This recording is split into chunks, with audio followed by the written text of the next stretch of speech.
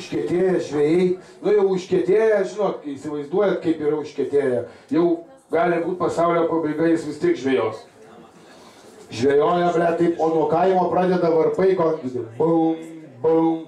Vienas atsistoja, kepurę nusiėmė, taip liūdnai ir stovi į kaimą ir žiūri. Kitas meškė ir vinio. Kas tu sako, čia Jonai yra? Ble, taigi vis tiek žmona laidoja. Ir ateina dukra pas tėvelį, sako, tėvelį, nu, dukrydė, viskas. Aš išteku, sako, iš Tomo, iš kiemo. Tas, palauk, sako, Tomas. Tai čia tas, sako, našlaitis, toks šlubas, ne? Jo, o man gražulio ir nereikia.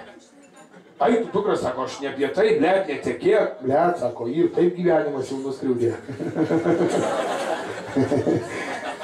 Sustinka du draugai, vienas iš kartos darau, o kitas sako, klausyk, o tu 3 seksą bandęs, tos nebandęs, eina nachui, o norėčiau. Sako, nori? Aha, tai bėk namo, blėt, gal dar spėsi.